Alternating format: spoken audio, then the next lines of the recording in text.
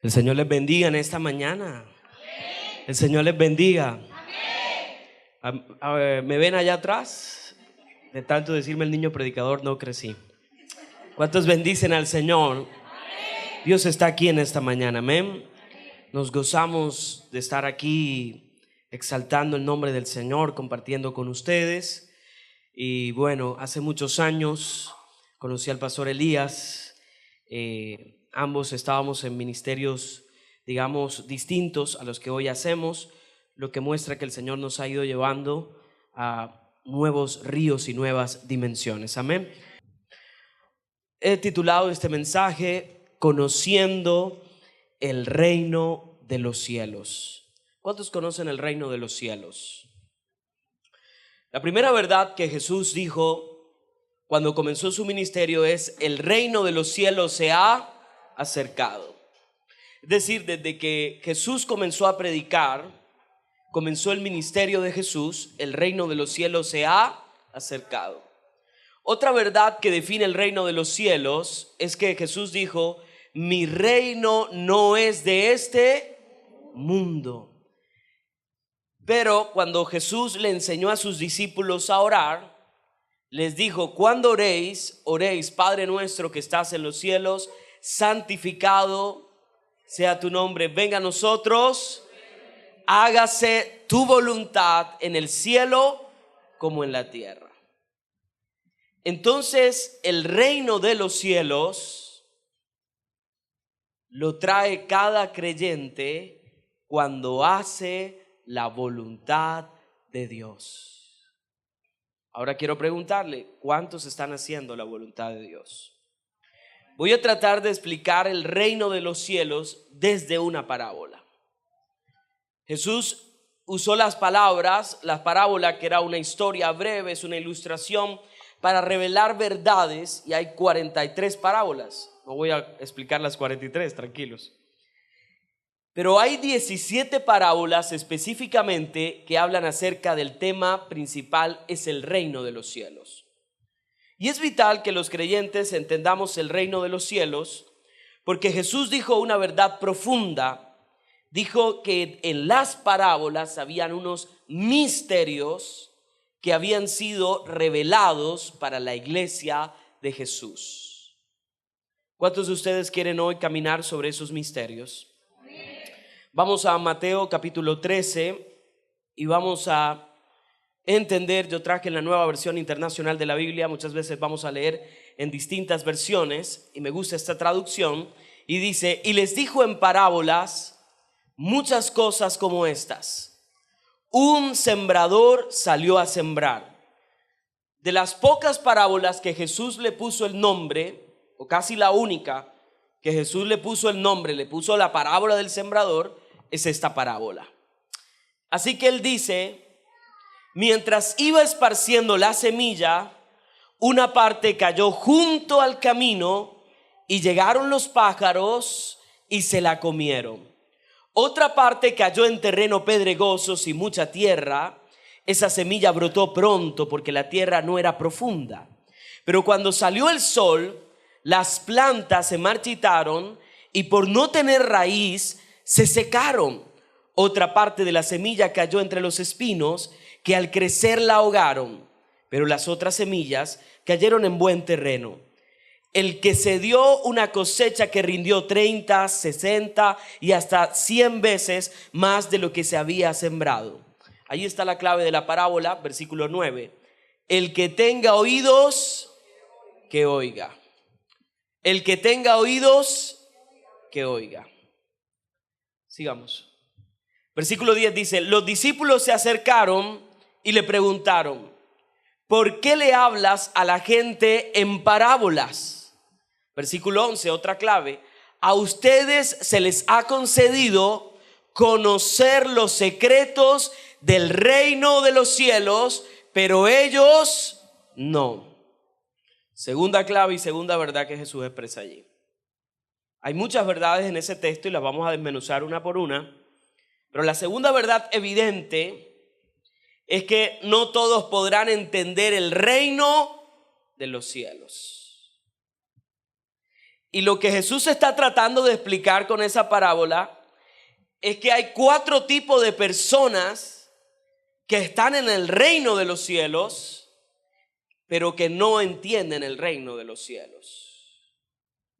Vamos a ver cuál de esos 4 puede ser lo que estamos aquí. Yo he orado esta mañana para que usted sea el número 4. Y viene la siguiente verdad: al que tiene se le dará más y tendrá ¿en qué? En abundancia. Al que no tiene, hasta lo poco que tiene le será quitado. Por eso les habló a ellos en parábolas. Y allí viene la siguiente verdad, versículo 13. Aunque miran, no ven, y aunque oyen, no escuchan ni entienden. Wow. El prototipo de la parábola del sembrador, es decir, si logramos interpretar la parábola del sembrador, a usted se le va a facilitar interpretar el resto de las otras parábolas del reino. Así que vamos a tratar de desmenuzar esta parábola para que cuando usted en su casa haga lectura del resto de parábolas pueda interpretarla fácilmente. Cuando usted interpreta una parábola, está descubriendo un misterio del reino de los cielos. Es algo, la parábola tiene que ver con algo que directamente está relacionado para la iglesia. Jesús en esta parábola dijo claramente que los que no estaban en el reino no podían entender los misterios del reino. Entonces la primera verdad es que el sembrador salió a sembrar. Jesús está ilustrando una actividad de agricultura realizada en el primer siglo. Y la clave está cuando dice: oyen la palabra del reino y no la entienden. Quienes entienden la palabra dan fruto. Quienes entienden la palabra dan fruto. Si usted está entendiendo la palabra de Dios, usted va a dar fruto. Si usted no entiende la palabra de Dios, usted tiene un serio problema. Oye y no entiende.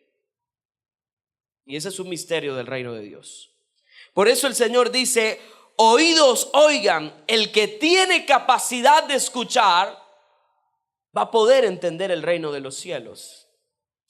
Así que Jesús ahora va a explicar esa parábola en el versículo 18.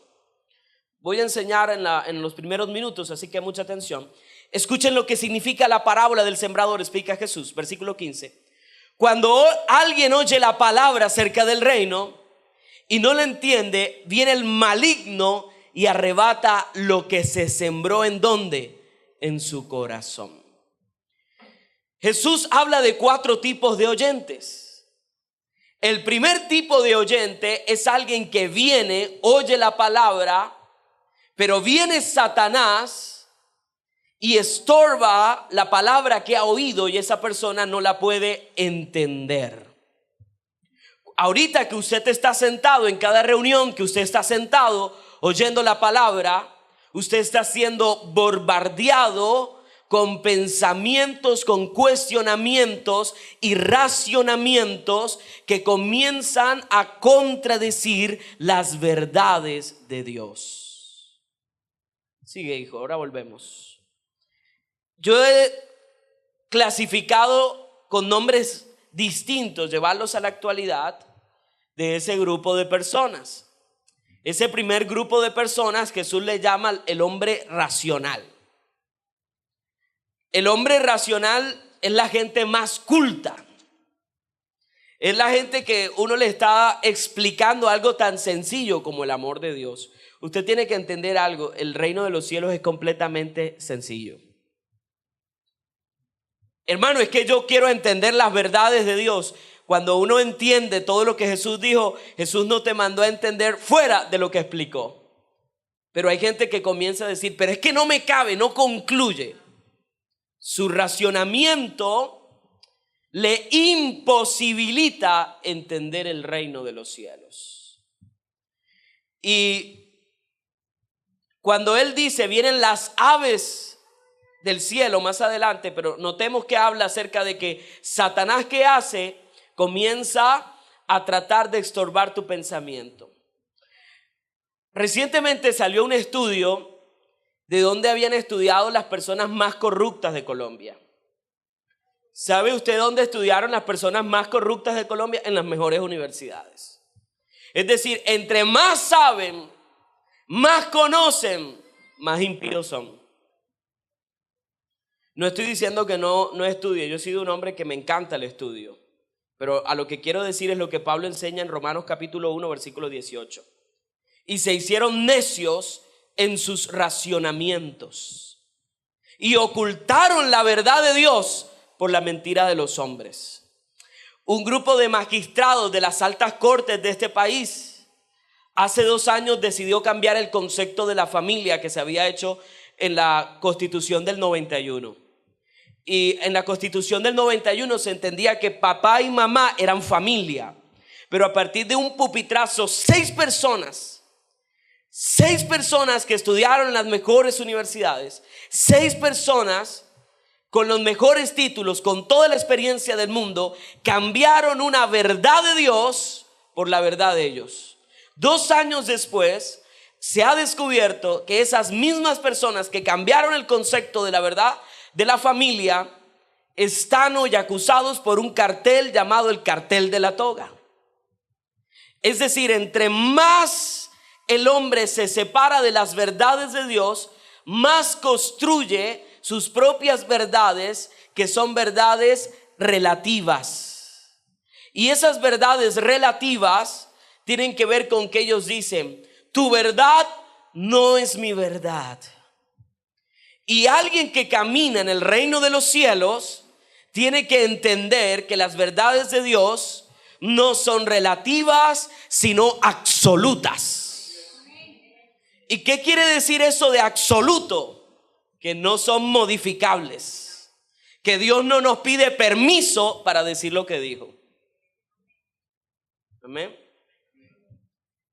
Y entonces el hombre racional viene y se sienta en el culto y comienza el hombre. Todos somos racionales, entre otras cosas. Yo quise darle esa palabra para que pudiéramos entender ese significado. Es esa gente que el Espíritu Santo no puede encontrar lugar en ellos porque sus pensamientos son más fuertes que el Espíritu Santo. Y cuando digo son más fuertes que el Espíritu Santo, es que ellos le dan prioridad a lo que piensan que al Señor. Y el origen de esos pensamientos nacen en el infierno. Por eso Pablo aclaró fuertemente y dijo: derribando todo argumento contrario a la palabra de Dios. Muchos de ustedes tienen argumentos contrarios a la palabra de Dios. ¿Cuántos hemos encontrado creyentes que están de acuerdo con muchas cosas de Dios, pero con otras no? ¿Hay alguien aquí que diga amén? No me siento hablando solo. ¿Usted no le ha pasado que la gente dice: estamos de acuerdo, hermano, casi en todo, pero... Y ese pero de ellos no es una verdad que nace de una interpretación bíblica. Ese pero es un pensamiento de ellos. Es decir, no me gusta cómo Dios dice ciertas cosas. Es más, la mayoría de los creyentes no nos gusta el Dios de la Biblia. ¿Aló? Nos gusta un Dios de bolsillo. Nosotros vemos a Dios como una gran oreja. Es más, hay gente que le gusta la mano de Dios, pero por ejemplo, a mí no me gusta la mano de Dios, a mí me gusta ver a Dios cara a cara. Hay gente que quiere el favor de Dios, pero no verle el rostro a Dios. Y entonces están de acuerdo con algunas cosas y a partir de eso comenzaron a construir. Y eso es peligrosísimo. La gente comienza a hacer sus propias doctrinas. Es que yo pienso, ¿sabes? Y comienzan a buscarse 4 o 5 más que piensan como ellos y le torcieron el cuello a la Biblia y de un versículo hicieron un pretexto. Amén. Tenga cuidado con eso. porque la palabra es inmodificable. La Biblia dice verdades cerradas, no está abierta a cualquier tipo de interpretación. Su interpretación es clara. Amén. Y hoy lo que tenemos es una cantidad de creyentes pensando cosas raras, extrañas. Y resulta que lo que tienen en la cabeza es un nido de herejías. Porque no están oyendo al Señor, sino ¿a quién? A Satanás. Lo que la gente necesita es creer. Y el creer se fundamenta en la fe. Y la fe viene por el oír, y el oír la palabra de Dios. Es decir, que cuando no pierdo la capacidad de oír a Dios y comienzo a oír mi razonamiento, mis pensamientos, comienzo a perder la capacidad de poder oír a Dios. Amén. Es más, el hombre racional ha llevado hasta una teoría de que decidimos no creer en Dios, sino creer que somos de una evolución. Un día hubo un consejo de monos. Los monos se reunieron y los monos estaban muy molestos. Y el presidente de los monos leyó una carta y dijo: por ahí hay un hombre llamado Charles Darwin diciendo que los hombres vienen de nosotros. Y un mono muy molesto se levantó y dijo: ¿qué falta de respeto es esa? Nosotros no matamos a nuestras mujeres. Nosotros no violamos a nuestros hijos. A veces actuamos como animales, pero los animales aún en su instinto no hacen ciertas cosas que los hombres hacemos. Nos hemos hecho necios en nuestros racionamientos. El Dios de la Biblia no es humanista y ese Dios no nos gusta. Amén. No, nos desencanta el Dios de la Biblia. A veces cuando uno predica en el Antiguo Testamento, los jóvenes de la iglesia me dicen: ay, pastor, no predica hoy en el Antiguo Testamento, porque cuando uno lee el Antiguo Testamento y Dios los mató, la gente dice: ay, pastor, hay gente nueva aquí. Dios los mató. Dios mata gente, ¿sabe? A causa de su pecado. ¿Aló? Así que el primer grupo de personas que hay que oyen la palabra son ¿quiénes? Los racionales. Son esa gente que dicen: yo voy a la iglesia pero todavía no estoy muy convencido. Y tienen 100 años en la iglesia. Yo voy y oigo, pero no entienden. Estás perdiendo el tiempo. ¿Aló? No se trata de sentarnos a oír allí. Se trata de entender el reino. No se puede estar en un reino que no se entiende. No se puede caminar con un Dios que no se entiende. Amén. Primera de Corintios 2:14 dice: pero el hombre natural no percibe las cosas que son del Espíritu de Dios, porque para él son locura y no las puede entender, porque se han de discernir espiritualmente. Y ahí viene una verdad profunda. ¿Por qué desde nuestros racionamientos no podemos entender a Dios? Sencillo: Dios es espíritu, y los que le adoran en espíritu y en verdad lo hacen. Es decir, yo no puedo entender a Dios desde mi racionamiento humano. Y ese es el choque de opiniones entre muchas corrientes filosóficas acerca de Dios. El hombre quiere llevar a Dios a un laboratorio de neumática, porque la palabra espíritu, ¿verdad?, viene del griego neumas, y tratar de meter a Dios en un laboratorio para poder dar un certificado y decir: Dios existe. ¡Qué locura! ¡Qué falta de respeto tan grande! Dice Pablo, ¿verdad?, en Romanos, que Dios se ha manifestado, su eterno poder y deidad se hacen claramente visibles, siendo entendidas todas las cosas desde antes. Es decir, Dios ha enviado dos tipos de revelación sobre él. La primera, la misma naturaleza, es el testigo más grande de la existencia de Jesús. Y la segunda es Jesucristo mismo. La Biblia dice en Hebreos, y Dios, habiendo hablado de muchas maneras, ahora nos habla por medio de Jesús. Y esa verdad es tan profunda que Jesús se hizo carne para que los hombres pudiéramos entender y acercarnos a Dios, para que Dios estuviera entre nosotros, Emmanuel. Así que nadie puede venir a Jesús si primero el Espíritu Santo no trae convencimiento sobre él. Y nadie puede ir al Padre si primero Jesús no ha lavado sus pecados. Así que jamás vamos a poder entender a Dios desde nuestro racionamiento, porque Dios no está en tu intelecto, Dios está en tu espiritualidad. ¿Qué dice Pablo en Romanos capítulo 8? Habla de andar en el Espíritu. Y Pablo dice, ¿verdad?, que los que andan en el Espíritu son para vida, pero los que andan en la carne son para muerte.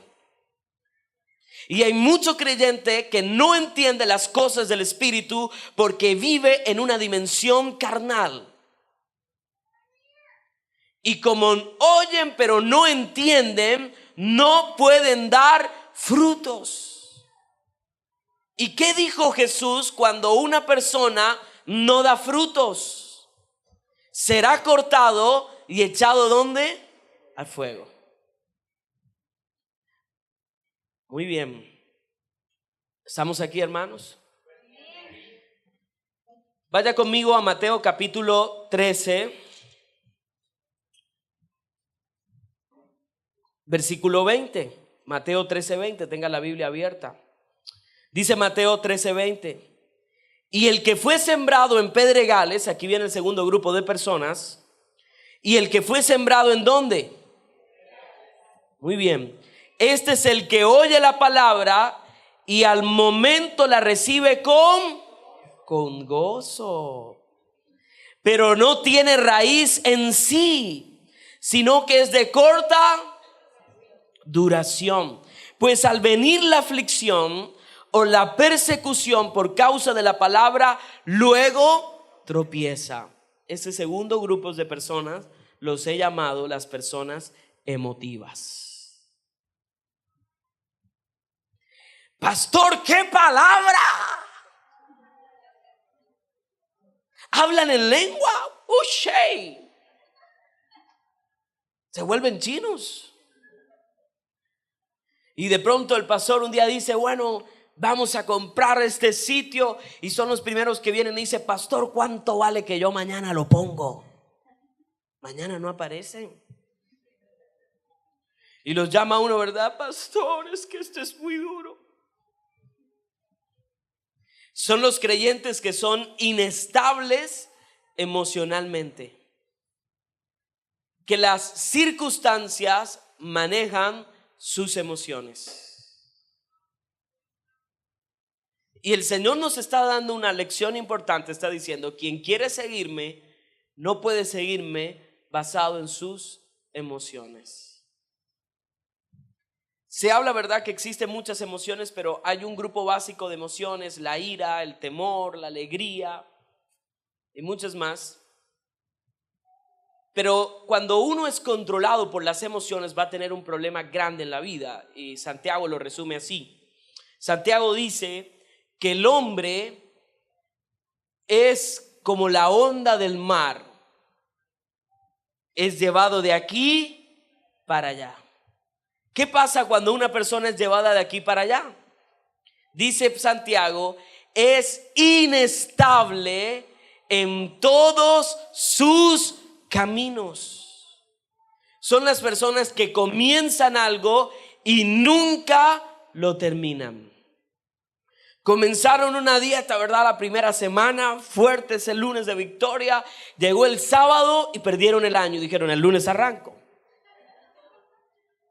Son esas personas que comenzaron un libro y se leyeron la introducción.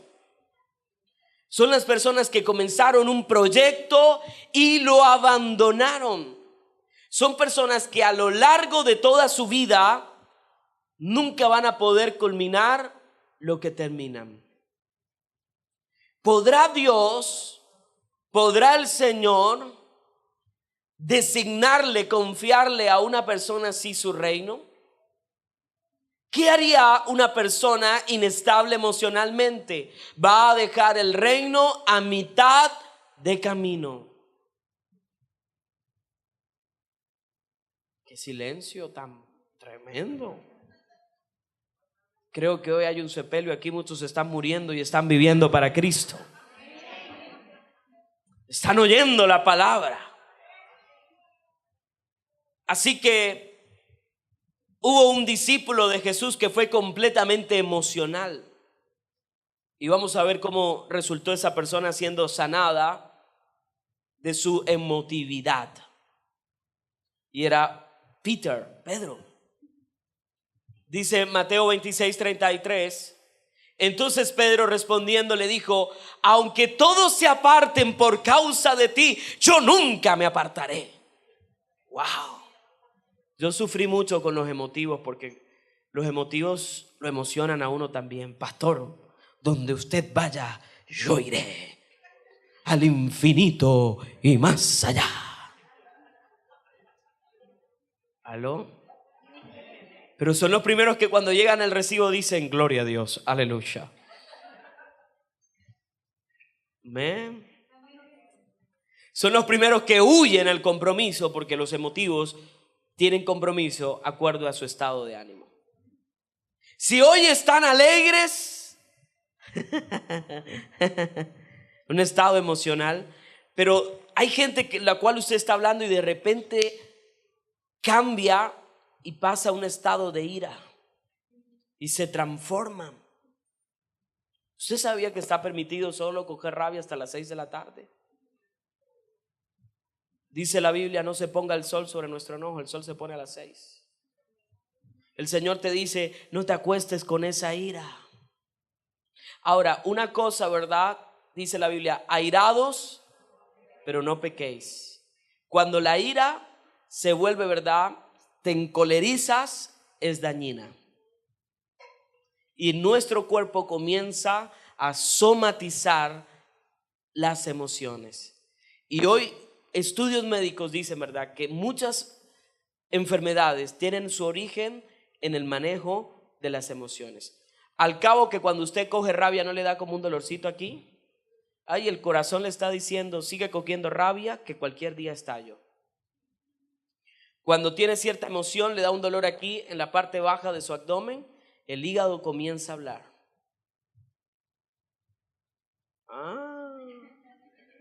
¿Sabe cómo se llama eso? Es un fruto del espíritu, hace parte del paquete del fruto, se llama templanza, benignidad, bondad. Y hoy se llama inteligencia emocional. Ya Jesús lo había descubierto. O sea, que manejes tus emociones. Son esos hermanos que van manejando, ¿verdad? Hay hermanos que tienen espíritus de perros pequinés. ¿Usted conoce los perros pequinés? Son unos perritos así chiquiticos, y uno se acerca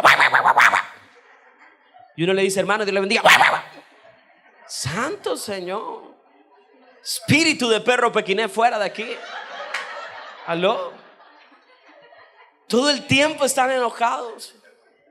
Un día una hermana me dijo: ay, pastor, ¿usted por qué no habla con mi esposo? Es que él es como duro.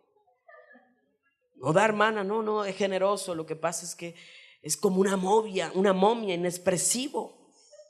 Y yo lo llamé y le dije: ay, hermano, venga, necesito hablar con usted. La palabra dice que las cosas viejas pasaron. Yo sé que usted vivió una infancia muy difícil, pero comienza a sonreír más. Pastor, es que yo me río. Y comenzamos a orar por él, ¿verdad? Señor, mueve sus músculos de su rostro. Dale gozo. Un gozo inefable. Y el hermano llegaba al culto y era, ¿verdad?, porque no le nacía. Hasta que un día el Espíritu Santo lo tomó y comenzó a fluir en él. No hay lugar de tu alma que el Espíritu Santo no pueda llegar. No hay lugar del alma. Pero muchos cristianos son movidos por sus emociones. Y muchas veces vas a tener choques emocionales porque es Dios diciéndote: maneja las emociones, controla las emociones. Las emociones son tan complicadas que hasta el clima puede cambiarnos una emoción. Hay gente que viene diciembre y dice: ya llegó diciembre, ¿verdad? Y se ponen tristes. ¿Aló? Salen y dicen: hoy el día está gris, pobre de mí. ¿Aló? A veces el cielo se pone así naranjado y otros que ya quieren que el fin del mundo se acabe y dicen: ya el Señor viene, que venga porque ya yo me quiero ir. No es que se quieran ir, no están preparados, es que viven deprimidos. Hay otros hermanos que viven llamando a la muerte: Señor, llévame. Y el Señor dice: vengo por ti esta noche. Señor, es mucho lo que me resta por hacer. ¿Aló? Controlados por las emociones. Amén. ¿Alguien diga amén? ¿Están aquí o se fueron? ¿Cuántos son manejados por sus emociones? Tremendo, ¿verdad? Usted coge esa rabia en su casa. Ahorita usted se ve aquí tan bonito, le voy a tomar una foto y se la voy a mandar allá cuando esté bravo.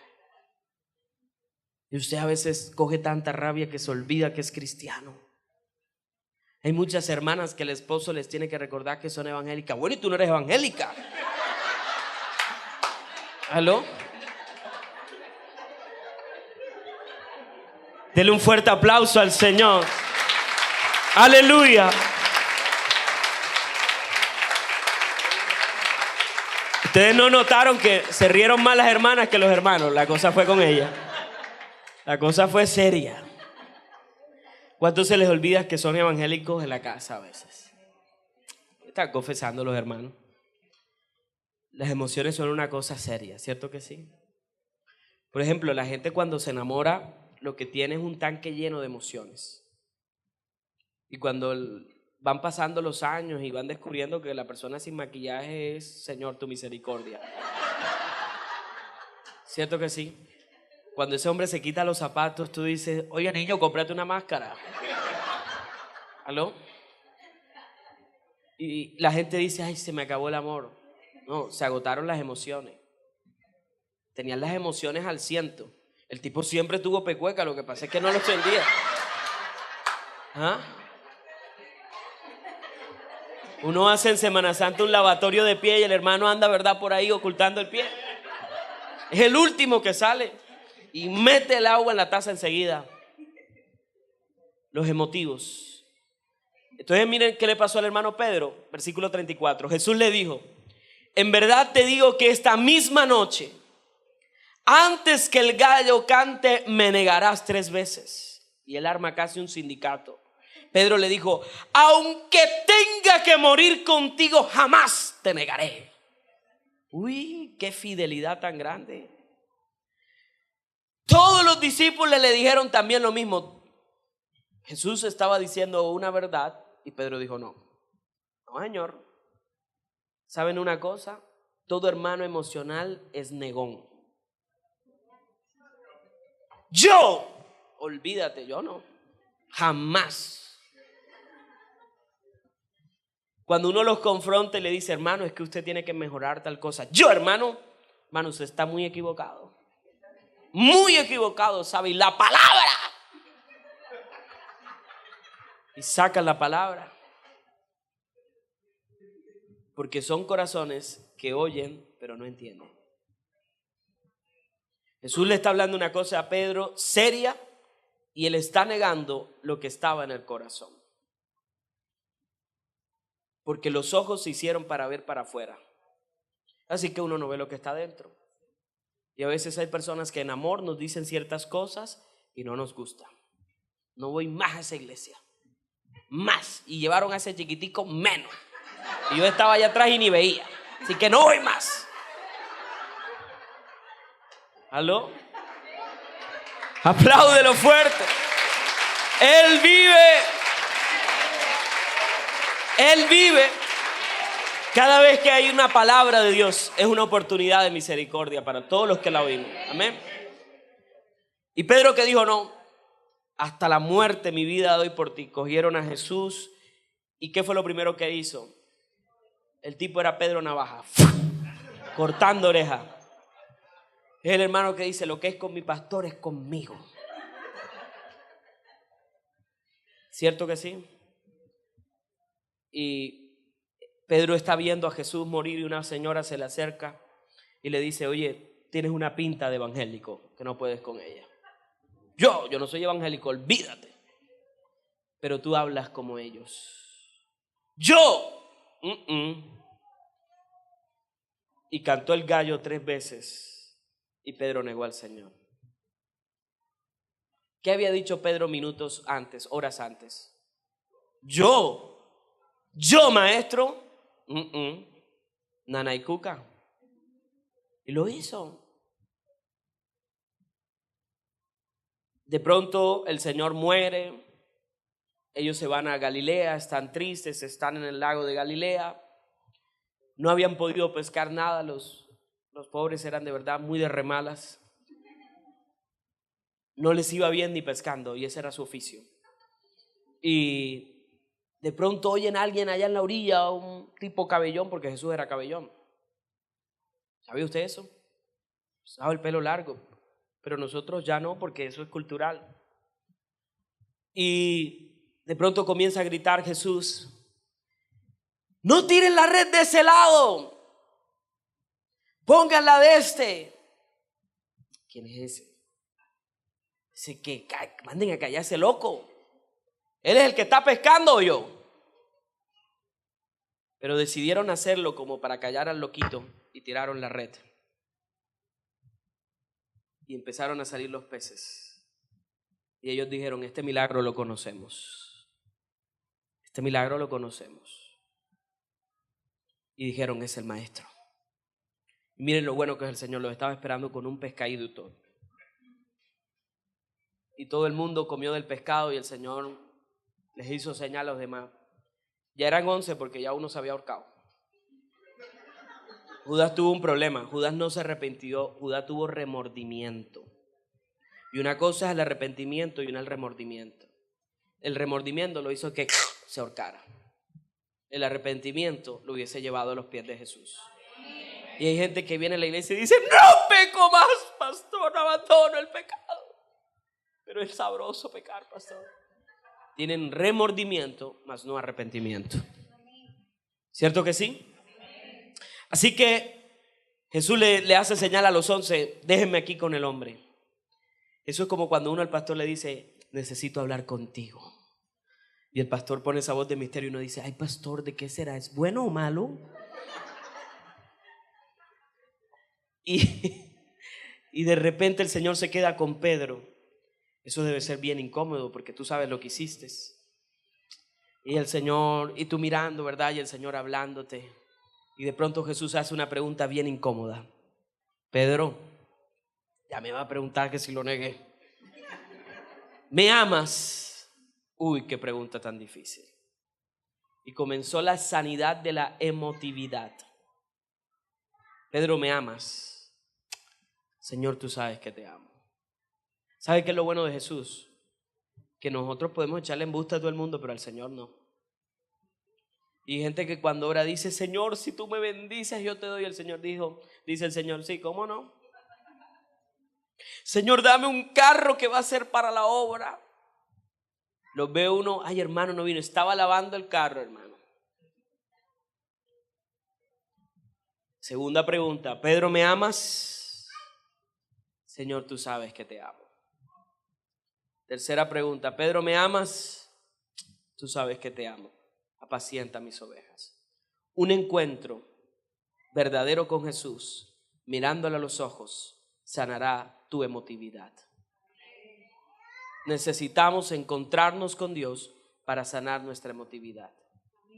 ¿Qué dijo Jesús del que cae en los pedregales? No tiene raíces, ese es el emotivo. Cuando viene la aflicción, ¿qué hace? Huye. Son la gente que se convierten y dicen, es que esto de ser evangélico hay mucha lucha, mucha prueba. son emotivos. Y nadie que sea manejado por sus emociones podrá ser un seguidor de Jesús. Amén. Si usted es controlado por su emoción, no puede seguir a Jesús.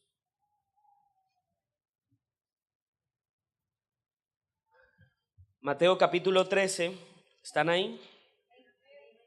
Versículo 22. Dice, el que fue sembrado entre espinos, este es el que oye la palabra, pero el afán de este siglo y el engaño de las riquezas ahogan la palabra y se hace infructuosa. Tercer grupo de personas, yo les he llamado los materialistas. La iglesia está llena de materialismo, de gente que su reino no es el reino de los cielos. Su reino es las riquezas que tienen. Aman vivir más aquí, pero desprecian el cielo. Vivimos, ¿verdad?, en un mundo completamente materialista. ¿Cuánto tienes? ¿Cuánto vales? Jesús, cuando enseñó acerca de la venida de Él, dijo una verdad. Habrán dos, y uno se devolverá. Y lo que Jesús está diciendo, de ese que se devuelve, habrán dos en el campo labrando y uno se devolverá.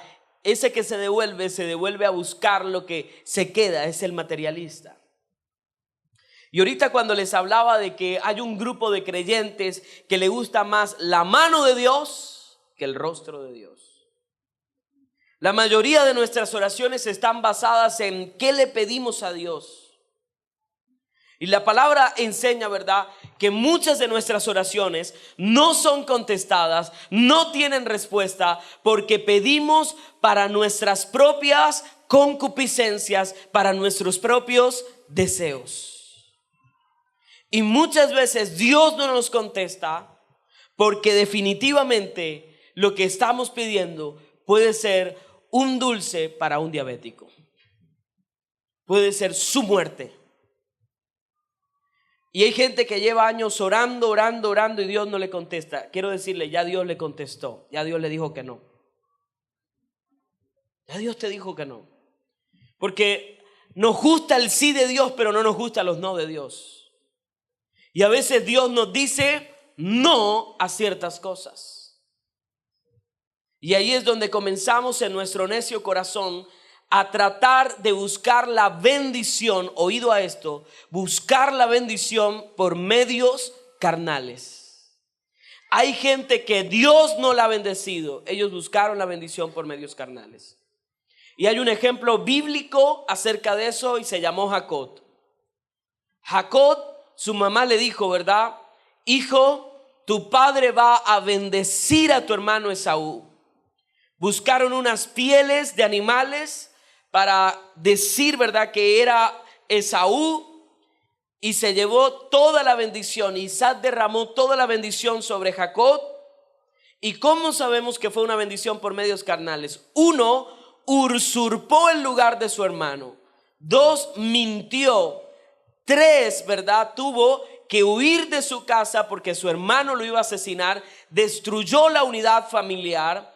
Y número 4, esa bendición que él se llevó, ¿verdad?, de su heredad, de su familia, fue un dolor de cabeza porque lo mismo que él hizo, le hizo su suegro a él, Labán. Porque usted tiene que aprender un principio poderoso. Las bendiciones de Dios no añaden tristezas con ellas. Y hay gente, ¿verdad?, que quiere ciertas cosas y Dios dice no, y ellos van al banco, se enredan económicamente, comienzan a vivir asfixiados porque gastan más de lo que tienen y comienzan a decir, es que Dios no me bendice, el Señor me tiene en un desierto, en una prueba. Y fueron desiertos y fueron pruebas que ellos mismos comenzaron a traer a sus vidas. Los creyentes tienen que aprender una verdad poderosa: vivir en abundancia y vivir en escasez. Sé vivir en la abundancia, sé vivir en la escasez. Y hoy los predicadores nos dicen, ¿verdad?, que cuando estamos en escasez es porque Dios nos abandonó. ¿Qué locura es esa? La escasez tiene que ver con una prueba que nos lleva a conocer a Dios. Job era un hombre completamente justo. Dios lo consideraba justo. Pero ¿cuál fue el resultado de la prueba en Job? Job conoció a Dios. Cada vez que usted es probado, usted está teniendo la oportunidad de conocer un atributo de Dios. Cuando usted está enfermo, conoce a un Dios que es sanador. Cuando usted tiene problemas imposibles, conoce a un Dios todopoderoso. Aleluya, aleluya.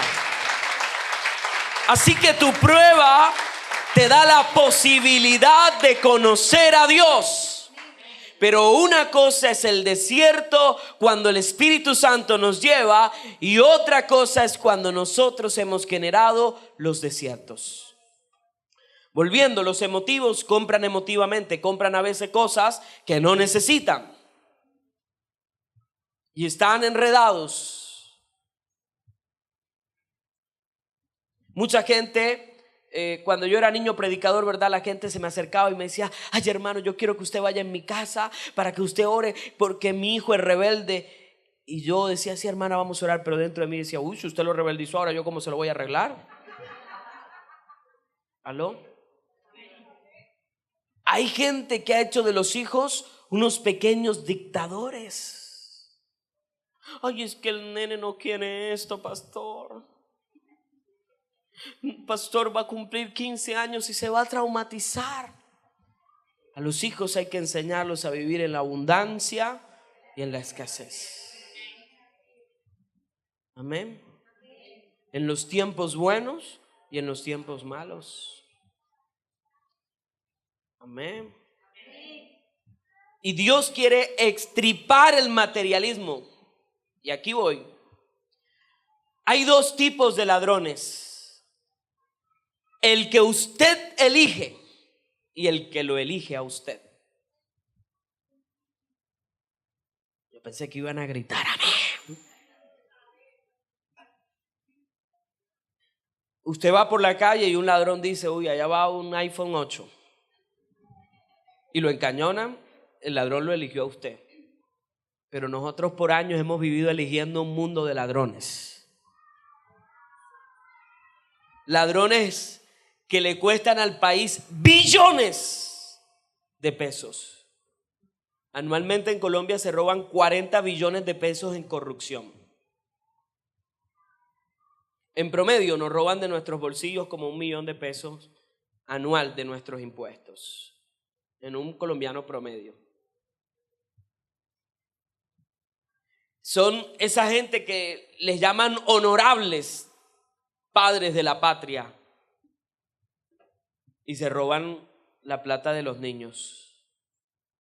Yo no entiendo cómo un hombre de eso puede abrazar a su hijo cuando ha dejado miles sin comida. ¿Cuántos de nosotros hemos visto morir a nuestra familia en un hospital porque alguien se está robando los medicamentos del hospital? La codicia está matando a este país. Y el Señor, ¿verdad?, enseñó una verdad poderosa: no codiciarás nada de tu prójimo. Y la codicia tiene un hijo, y el hijo de la codicia se llama envidia. Ahora le cambiaron el nombre y lo llaman celo santo, celo ministerial. Hay gente que se envidia. Por ejemplo, yo soy pastor y yo puedo sentir envidia a un homólogo mío.